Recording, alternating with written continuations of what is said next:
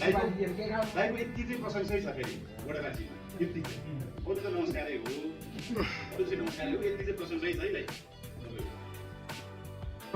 हामीसँग भएको त केही होइन अब यो आर्थिक वर्षमा के कति आउँछ र पूर्वका मित्रहरूले भनिसकेका छन्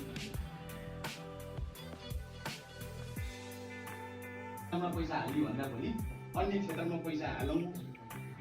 देख्ने काम गरौँ भनेर भन्नुभएको छ हुन पनि हो हामीले हेरि नै राखेको छ देख्दै राखेको छ कन्स्ट्रक्सन कम्पनीले गरेका काम पनि देखिहाल्यो उप समितिले गरेका काम पनि हामीले निर्देशन गरि नै राखेका छौँ होइन चिज कस्तो बनाएको छ कस्तो हालिएको छ हामीले आँखाले हेरिराखेको छौँ हेर्न त गर्नुपर्ने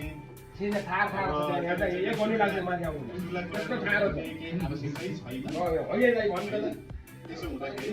अब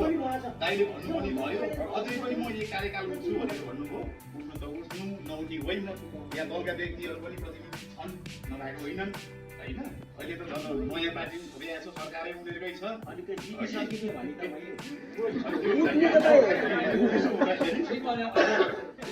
भोलि स्थानीय तहमा जाने कुरा त्यो आफ्नो ठाउँमा छन् को जान्छन् कुन हिसाबले जान्छन् जनतालाई कुन हिसाबले वडा विकासमा चाहिँ समेट्छन् भन्ने कुरा त्यो छँदैछ त्यसैले मैले धेरै कुरा जोड्दै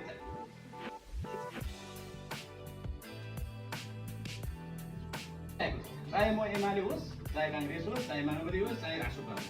सुशासनै चाहिएको यो देशमा 1 लाखको काममा 1 लाखको काम गरेर 1 लाख रुपियाँ चाहिँ परिपाटी चाहिँ मलाई पनि मन परिरहेको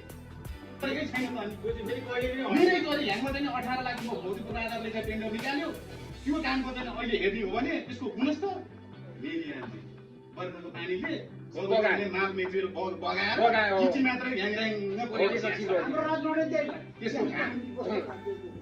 अहिले उपभोक्ता समिति अन्तर्गत अब रड चाहिएन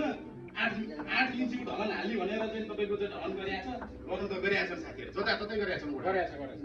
तर फेरि यो वडा अध्यक्षको पहलमा होइन पूर्वोक्त मित्रले भन्नुभएको छ आफ्नै पहलमा ल्याएका छन् तर यहाँ पनि केही नभए पनि यो 5 वर्षमा यो 10 वर्षमा 10 करोड जति पैसा ल्याएको छ ल्याउन हामीले नल्या होइन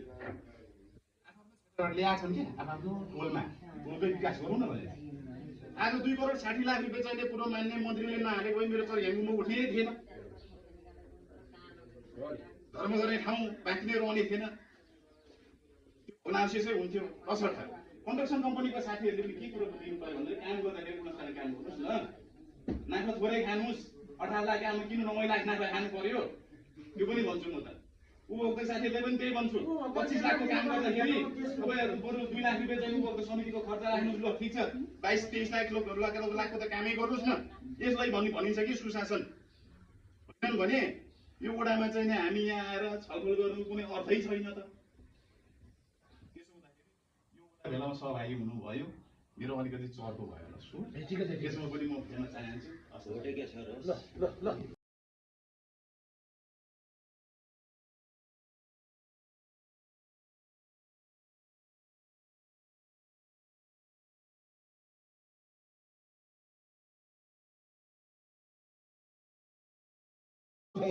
हिनपा 3 को वडा भेलाको यो दृश्य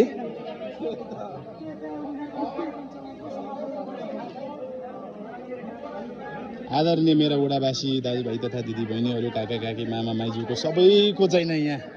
उपस्थिति रहेको छ। अध्यक्षज्यू कता हो? सदस्यज्यू यहाँ हुनुहुन्छ। हाम्रो वडा सदस्य नमस्कार काका।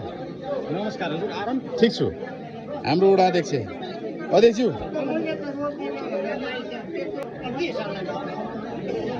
अब छलफल सुरु हुन्छ। यहाँ आयोजना टिप्ने आयोजना समावेश गर्ने कार्य भइसकेको छ।